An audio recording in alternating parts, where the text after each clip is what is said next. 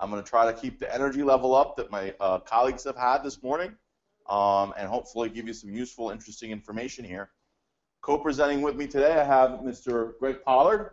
It's actually very exciting to have him. A lot of the stuff that happens behind the scenes to make these webinars happen, along with Ms. Brittany Degler. Do a quick cameo here. Come on. Come on. It's good to get him in front of the camera and you know, let him co-present for this as well. A couple things: the live feed and the presentation, you can toggle on your screen, whichever makes sense to have bigger or not, however you like. We'll just go ahead and close that up so that we don't have the wave effect. Okay. Also, we welcome questions. Obviously, we hope this to be interactive and dynamic. Just type them into the GoToMeeting module, and Brittany or Stout will ask them as they get the opportunity. And lastly, we will be recording this webinar. Because this presentation is very visual, the slides are not as useful on their own, but we will get this up on YouTube in a few days, and we'll share that link, and you can pass it forward from there. Okay, great. Well, let's go ahead and get started. What are we covering today? Well, basically, we're going to talk about cloud, which is something that probably a lot of you, if you're coming from the IT world, have experience with some of the other softwares you've been using. It's a little bit newer to the Lawson, more traditional software model. So we're just doing a high level on what that is. We're going to be talking about SaaS licensing, and specifically about UpgradeX, which is basically an offering that Infor's put together for customers that are currently on-premise. And we're going to look at, you know, what are the implications of this for yourself, for us, for the market, and what the opportunities are as well. So hopefully you enjoy this. First up, quick disclaimer slide. You know, as we were putting this together, I think we have, or we feel like we have, very good definition of all these concepts and how they come together. But in just trying to organize the presentation, it proved a little bit tricky, you know, to keep it lined up. Right. A lot of overlap, yeah. And we're trying to cover all our bases. So definitely feel free to ask questions if anything seems confusing here. I think the second disclaimer, obviously, is we're not Infor, and this is just what we perceive. These are our opinions, RPI's opinions on the market. Obviously, it's something we're following very closely and very interested in. But again, we don't represent Infor in any way. So.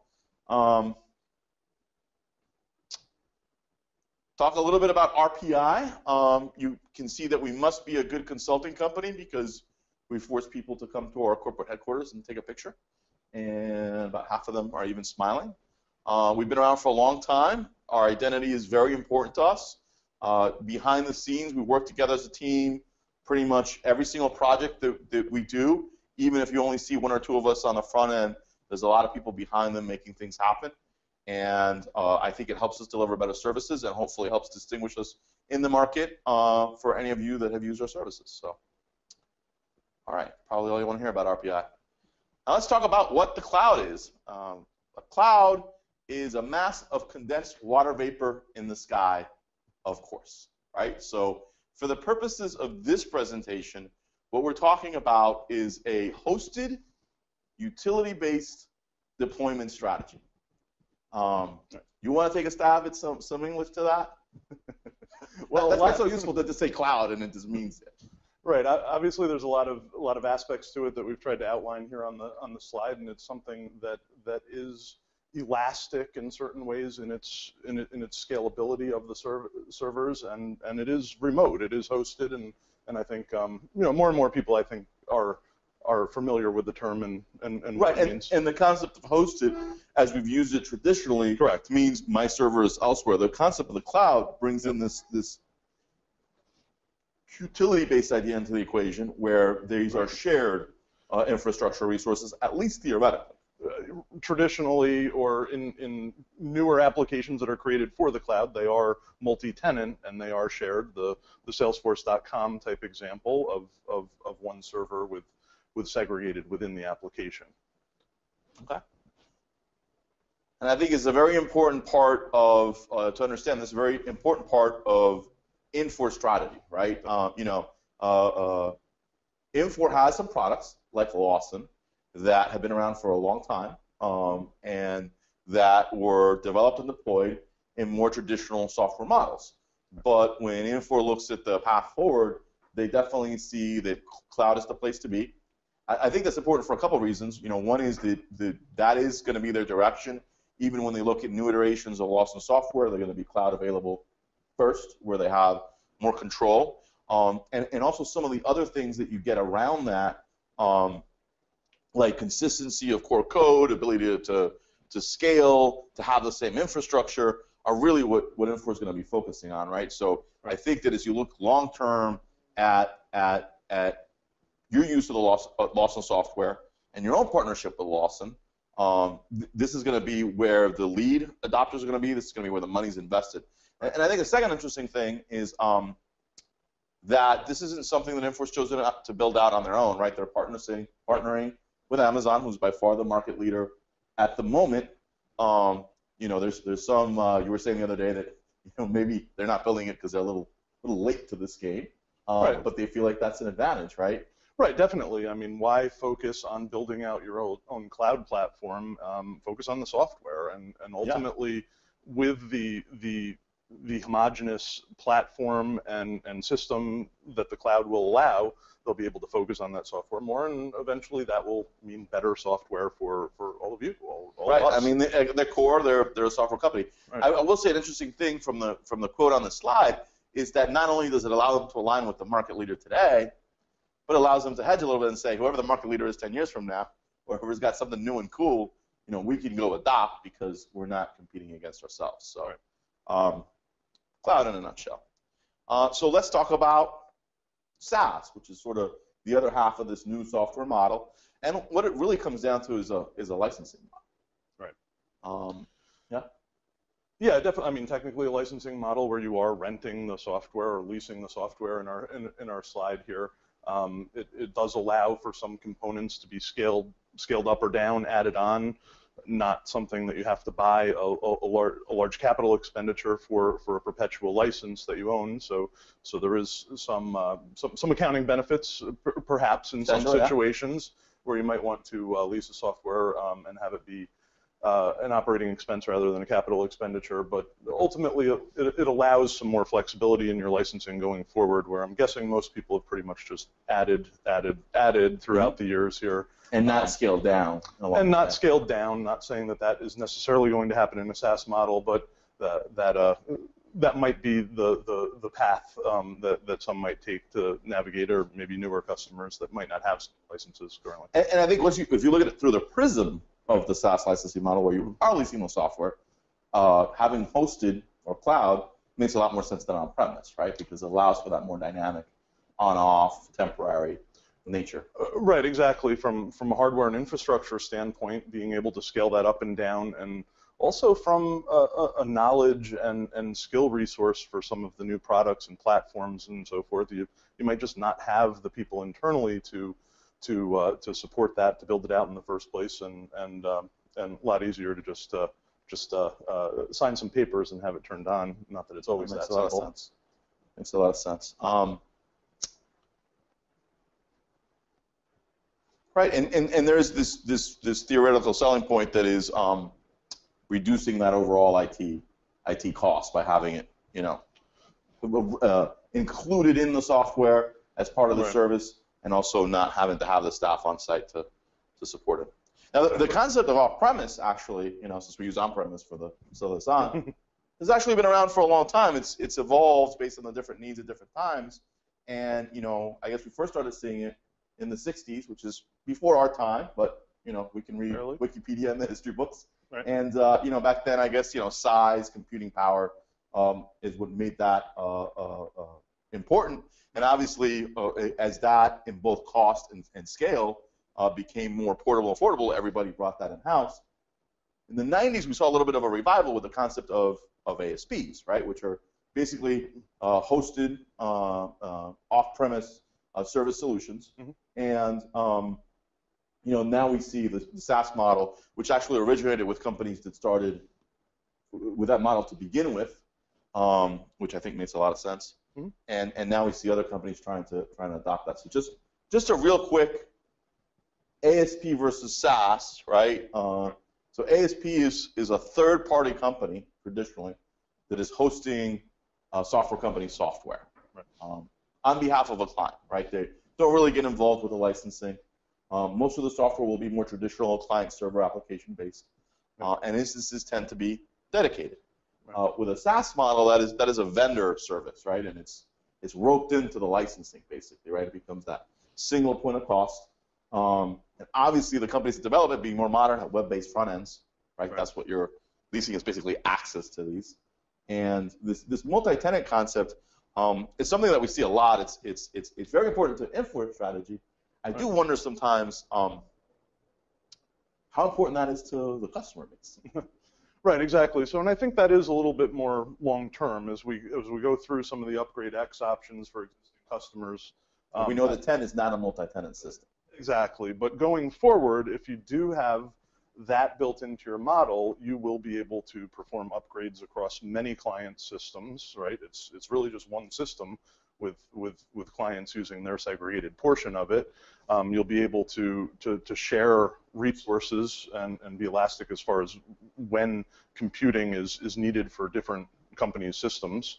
And overall, that will create a lot of efficiency that will allow the costs to be lowered as far as the infrastructure, the maintenance, the patching, the upgrades. If I'm a customer, the elasticity sounds interesting, right? Because I get to access resources at times when I need them without necessarily having to shell out all the costs.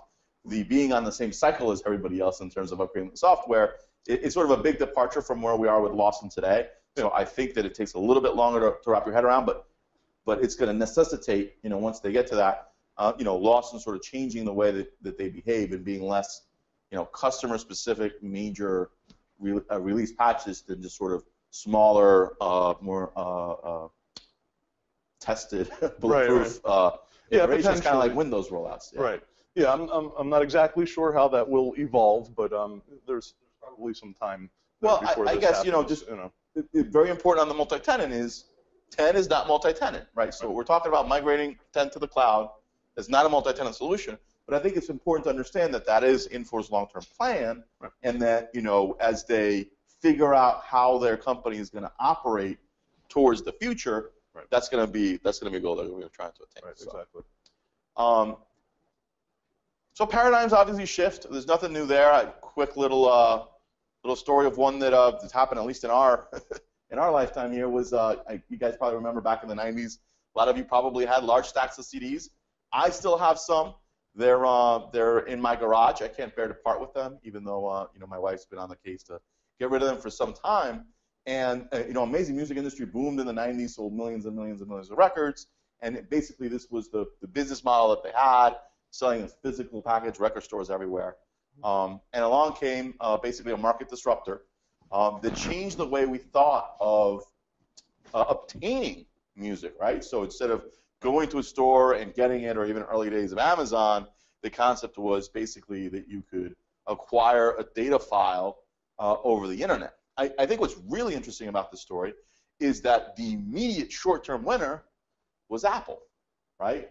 What we did with these electronic files is we found places to store them, right? Our PCs, our laptops, portable devices, and we transfer back and forth. And I don't totally remember, but it's these files were like 3 to 5 megabytes each. Easily accumulate 60, 70 gigabits. About 5 years ago, I got a new PC, and I had accumulated a large amount of files. And I asked my colleague Richard Stout, I needed a hard drive, to move them over. And he asked me why in the world I would want to have these large files on multiple places that I was restricted to the device to playing when, I could stream anything I wanted at any time. And now there's hundreds of streaming services. And so I think a part of this is, if 10 years ago that wasn't what we expected the winner was, but now how many people really carry an iPod? How many people even really have music on their iPhone, right? Exactly. So same thing here. I mean, I think that we're all looking at put it in the cloud, access it from anywhere, right? Access it from anywhere. So I think the concepts are similar, but in terms of how this ultimately evolved, we're not totally sure. We're just sure of the short term, which is storing and maintaining these software systems in house is probably going to become a dated concept very quickly. Right. So I want to address the upgrade X term. Certainly a term that Infor is using internally. and then there's fans in Camden Yard. There's fans, yeah. This was pre-riot. This was Okay, pre-riot. okay. All right. We are shooting out of Baltimore, if anybody doesn't know, and that's a bad word. And there are no curfews, and nothing's on fire, and we're all safe. Yeah. Thanks for asking.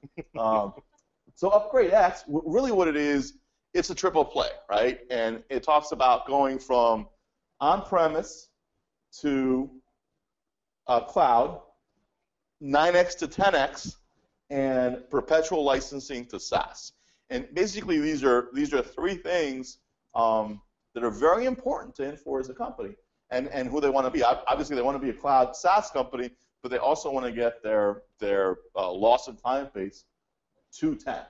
And so it's sort of a packaged service offering around these transitions. Okay. Exactly, and regardless, people are probably feeling the pressure of this middle one, regardless of considering the option of the triple play. So I think that people have been planning for and budgeting to do 10x, which obviously if you've taken the time to get some budget quotes, you realize is kind of a significant upgrade with a lot of hardware considerations depending on the complexity of your system. And now they're stopping to say, if this cloud's going to be long-term anyway, why am I going to purchase all this hardware and invest in all this training for new platforms? I think the SaaS is probably one thing that's sort of throwing everybody for a loop that we're going to talk about in just a second.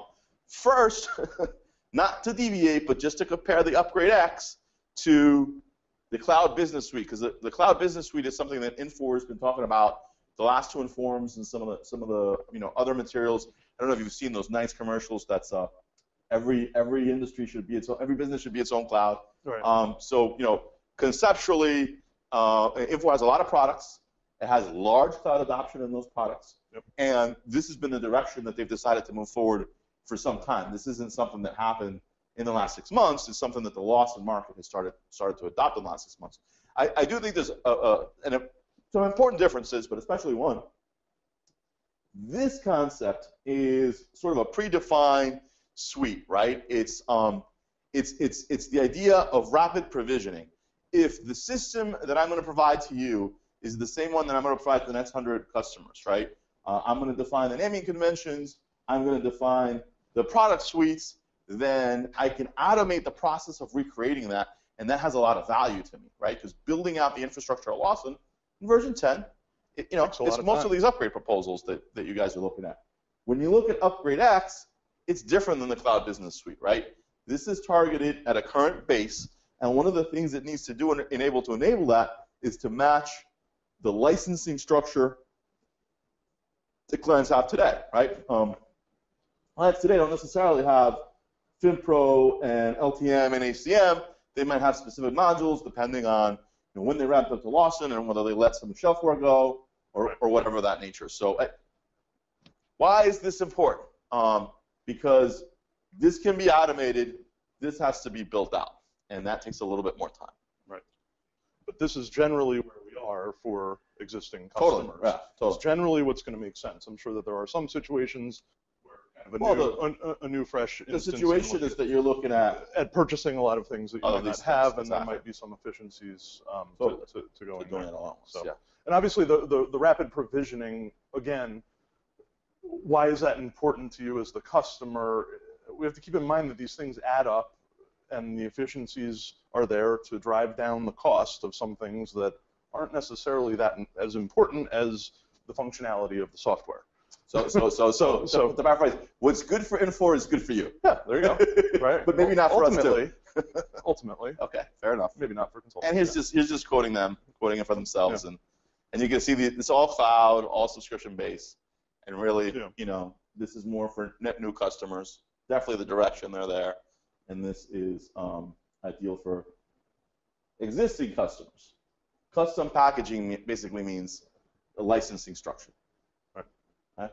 And customizations, definitely not where they want to be going forward, but something that they're willing to discuss and work around in order to start you on that sort of process. It's all a step towards future consistency. Yeah. Right. Yeah. So really, to upgrade X or not to upgrade X, really comes down to those three key decision points, right? And the cloud, are you willing to move to the cloud? Are you interested in going to 10x? Are you willing to go to SaaS? And so, let's tackle those in order. I think the first one is something we've come to really embrace. The concept's been out here for a couple of years, and I thought that I've been skeptical. Right, especially for a Lawson community where we've had the traditional on-premise forever. I know we've had hosted solutions, but even they have less than 10% of the market, maybe 5% of the market, and they've been around for over a decade. And even then, we know some customers on hosted solutions are moving back to in-house. So it didn't really quite take over. I remember we did a survey last year, and I was surprised at the low number of responses that were hosted and the low number that had managed services. Both were a lot less common than I had suspected. Maybe they don't answer surveys. They don't answer surveys. Could be. They outsource them. But the cloud, I think, makes a lot of sense, right? And I've already talked to a few customers, and I totally agree that it's not a matter of if, it's a matter of when, right? And not everybody's obviously going to make this jump today, but we do think when you're looking at 5, 6, 7 years down the line, it is going to be a majority of the market that is cloud. And I will say that in terms of making that decision now, I think there's a few different factors I want to talk about. And one is what's your hardware outlay. We see a lot of folks move into Windows VMs, 2012, and we see others talking about Linux, and both of those are to reduce hardware costs. With Windows, you have licensing, and so hardware's not a major consideration for everyone, but it might be for some of you, obviously. So that will affect how it factors into the cost. I think if obviously if you're already hosted, then this is really just sort of packaging your hosting and your licensing together, and really to try to get a better deal, right? It's more about math than anything. And I think size matters, right? There is a very big gamut in terms of the size of Lawson customers. And some, they have 20+ people supporting Lawson. They have data centers, and a lot don't, right? So I think what your internal support makeup looks like makes a big difference. Right. There's also the context of where you are right now. System admins are hard to find, especially if you're looking for one that's local to your organization.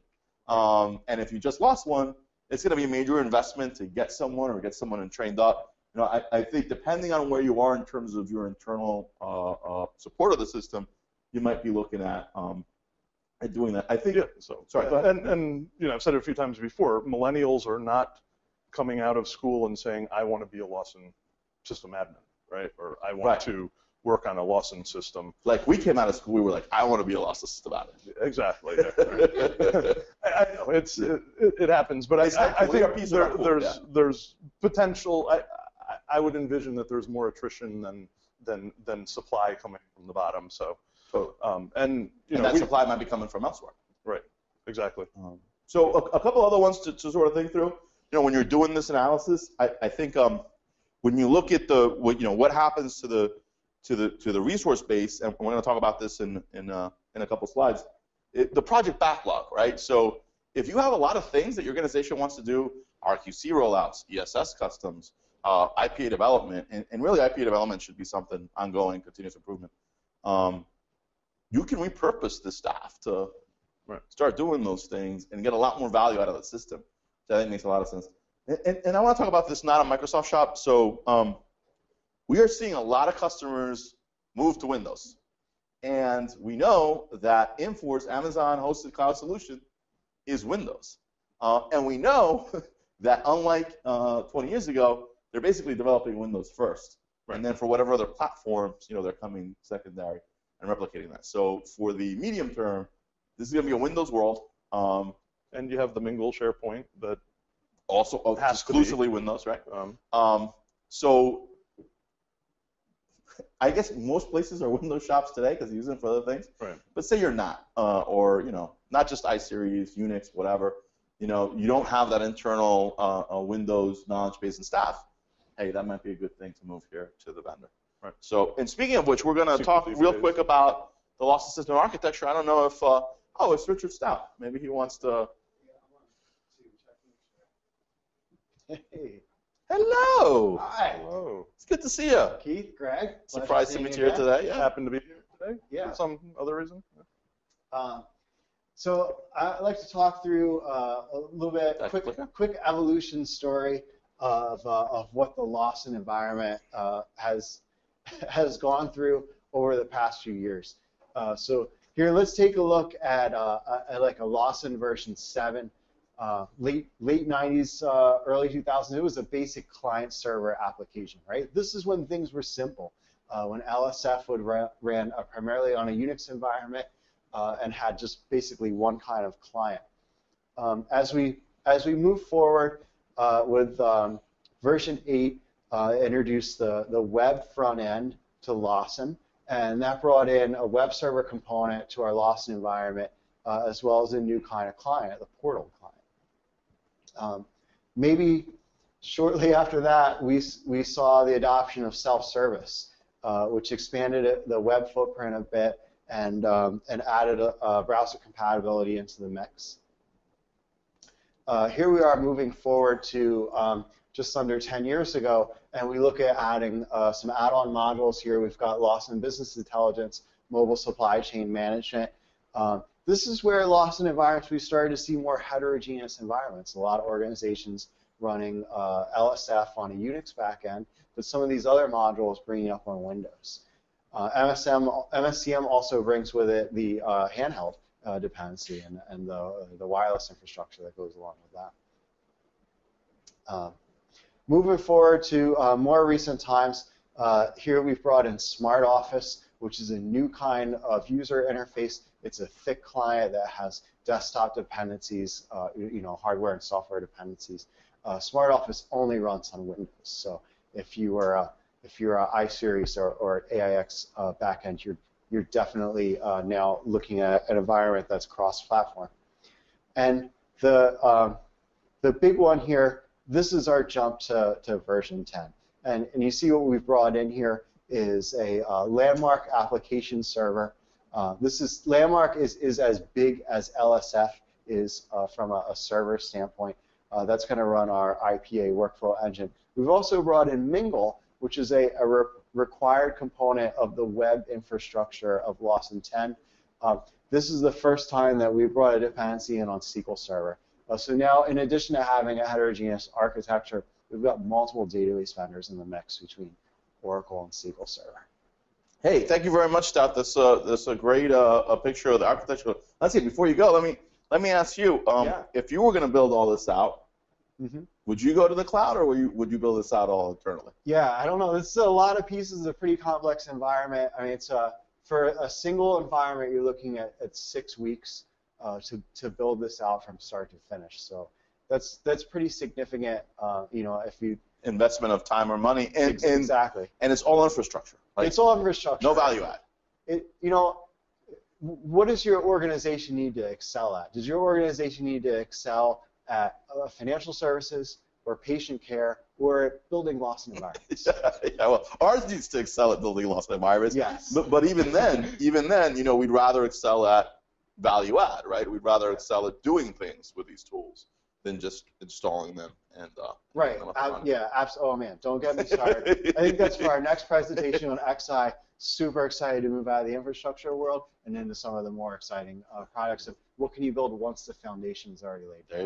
There you go. So good stuff. And this ties right into to that next slide actually, where I think that really the way to conceptualize this sort of a training space is that it makes a lot more sense for the vendor to be responsible for the infrastructure than for a client whose core competency is not producing the software, right? Absolutely. It's a lot better for the Infor internal managed services resources to say, hey, this sync isn't working, than for you at a client to get that same attention, even for us as consultants. Conversely, I think that maybe hiring the big vendor that makes the software to deploy your projects might not be the best choice.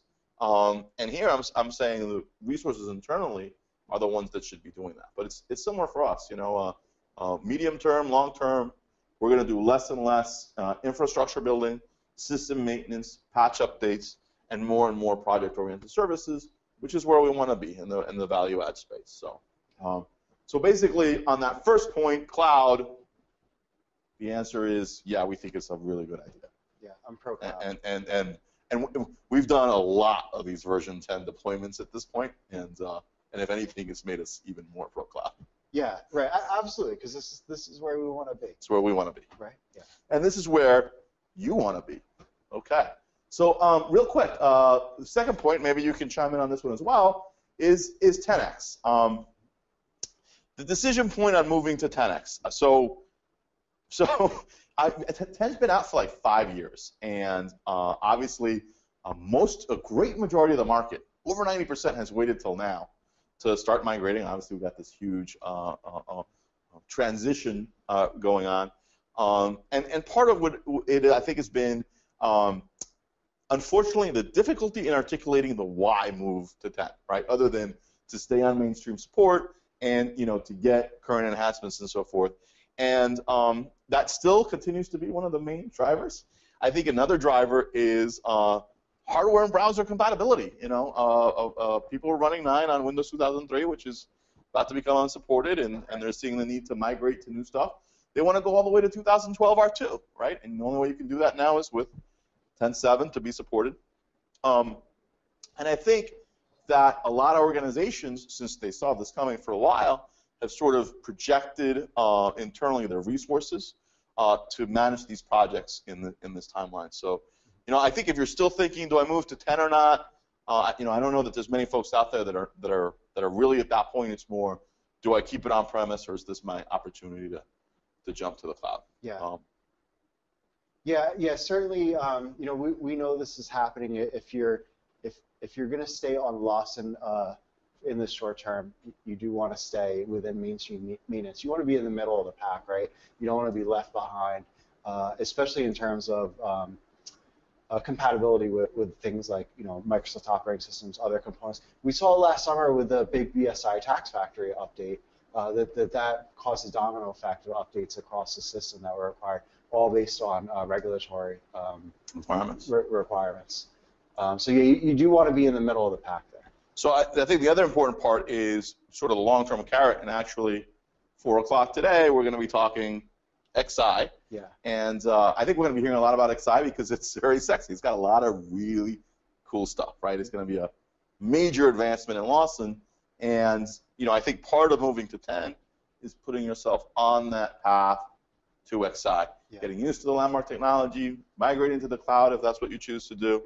10 certainly lays the groundwork for some of the more exciting things that we see in XI, and I think going back to why hasn't there been a compelling argument to get on 10 earlier is because that hasn't really been visible, right? Right. Foundations don't really sell. Right. They're not sexy, right? No, they're not sexy. It's cool what you can do with them, but it's not till XI that some of these things really come out in your face. And you get the benefit of that foundation. Absolutely. So on 10, the answer is, yeah, go to 10. We believe in 10 all the way. Yeah. Which brings us to SaaS. So I think we'll let Greg talk about this one. All right, great. So obviously, as we outlined here, and we have said probably about 6 or 7 times, Infor is committed to this model, and it will be prevalent in the future. I would assume. I would guess. They do call themselves the biggest startup in the world, and they are for real now. It's not this little Lawson and these other behemoths. They are competing out there, and we should really all be proud to be in the Lawson world. So what's interesting here is that they're trying to make it easy for you to convert over to a SaaS licensing model. So obviously everything's going to be case by case, and we can't speak for that. But in general, the official word is that you will retain your perpetual licenses, whether you, for some reason, need to go back to them in the future, or potentially you have different divisions that are splitting up. There might be some very business-specific reasons that is a benefit, but at least you have that to go back on. You're not really converting these licenses. So it tends to seem, well, that's a little bit wasteful. Why would I lease what I already own? What I already own, exactly. So you're gonna lease back to me my own car. Right. That's what you're doing. Yeah, but well, you still kind of have your old card too. Not sure if you want to use both of them at the same time, but it all comes down to the numbers, right? And they are in a position where they can make it attractive. And right. That's part of the benefits. Bundling, basically, and another some term. bundling, and I'll get to that in a minute. But just even from a corporate standpoint, they are private, not public, at least at this point. A public company probably could not make the investment into doing some of this that they're planning on doing for this transition. It would be very difficult to explain the hit, if you will. So in other words, they're making it attractive. So they are in some cases giving some credit for some of your maintenance that you've already paid for, which can offset some of that. You do have a portion of the upgrade that that would be handled as part of this, and essentially amortized. You might have a lot less hardware and the underlying Windows and SQL licenses and everything there. And ultimately, there are the services that go along with it as well, right? So there's basic. It's not that you're not going to do anything on your system to maintain it anymore, but there is a baseline of support in addition to the support that you're used to that they're going to do to maintain system uptime. Essentially, and also keep it patched and current. So there's more than just the licenses here, right? You're really getting the hardware, the maintenance, the uptime, and they're making it attractive. I mean, the math is ultimately you got to get over the sunk cost, and look at the numbers, and you don't lose the licenses ultimately. So you still retain that ownership. It's just the model going forward. And you just look at that total cost of ownership going forward. Right? And I will point out that over 40 companies in the last 6 months have signed up for this migration and are already in process with this project. So and that could be more now. That might be 6 weeks. 12 months old, and I mean we've definitely been seeing more and more of our customers asking us about this possibility. So which ties right into my next slide, which is the consulting partners can help on cloud migration. This is actually something that some of our customers have been surprised at. We're actually involved with 3 different Upgrade X projects right now, providing everything from project management and roadmap planning to the actual very complicated lift and shift process to get this up on Amazon. Obviously, a lot of the things that apply as part of our regular upgrade approach are applicable here as well, right? You're going to have differences training. You're going to have the user acceptance testing, and just general guidance on what makes sense and what doesn't. And we like to think that that's an important part where we can add value because we've been doing these out there. Everything from hey, watch out for getting these licenses up front to wait to implement the latest iteration of this solution. And for us, obviously, we're looking at this opportunity to build long-term relationships. That's really our guiding principle in how we approach the upgrade process. So just sort of high level of what a project approach looks like specific to these cloud migrations.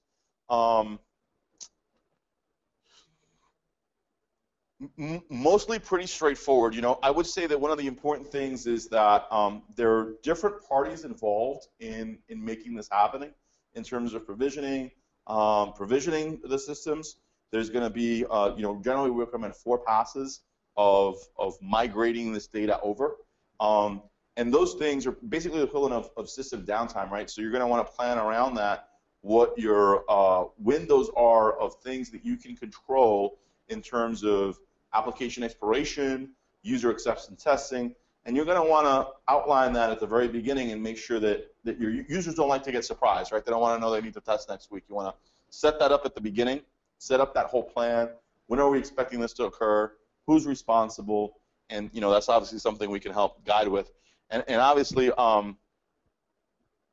we have the reports. The overall customizations is a very important part of this. And there are some clients with mucho customizations that are migrating over. So it'll be interesting. Right, there could be a lot of work in some of these bullet points depending on the situation.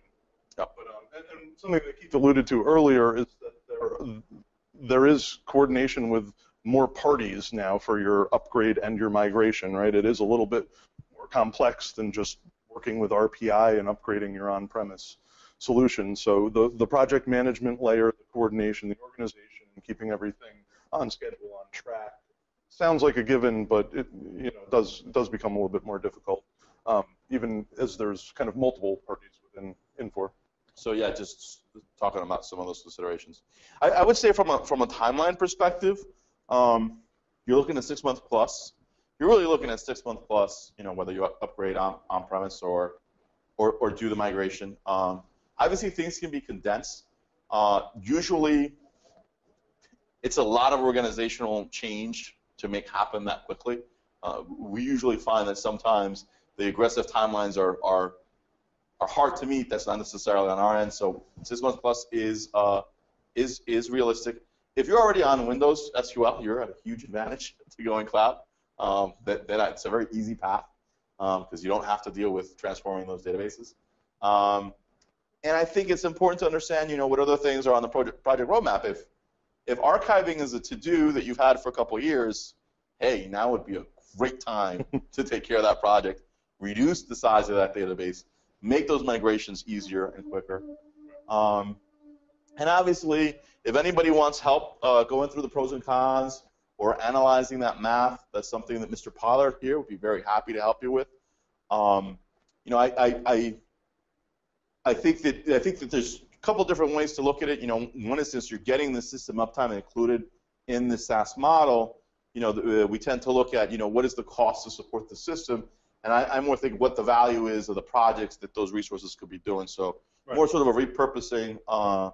The opportunity cost. Repurposing, yeah. These things. Or having, right. Again, things everybody should have: IPA, highly deployed, ESS, RQC, asset management, activities.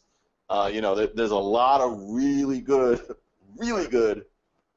tested, thoroughly working, very easy to deploy software. Lots of software functionality that sometimes I'm amazed that maybe customers haven't had the time to deploy or don't realize how easy it is. Sometimes we go for the newer stuff, sexy, Before and then it becomes a little bit harder to fully roll out. So. Low-hanging fruit out there. These, by the way, also the things RPI is going to be focusing on in the next few years. So if you need help with any of them, please do give us a call. So, and here we have a compliance geek out that we threw in for Mr. Pollard. I don't know if you want to.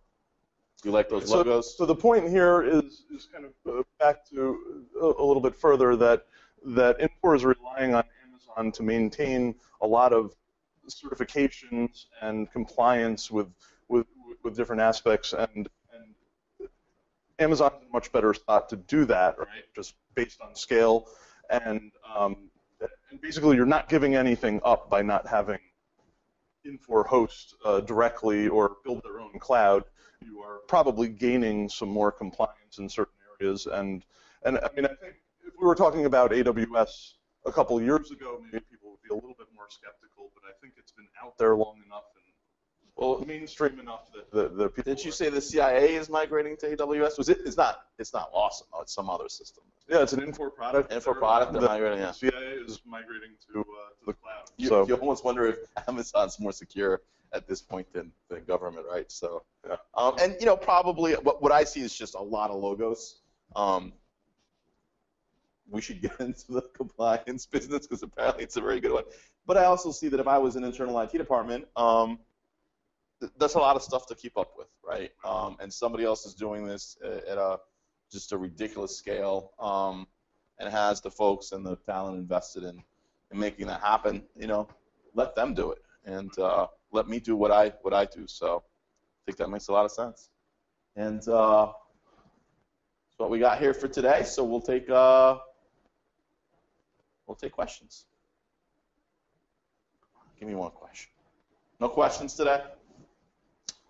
Wow. Okay.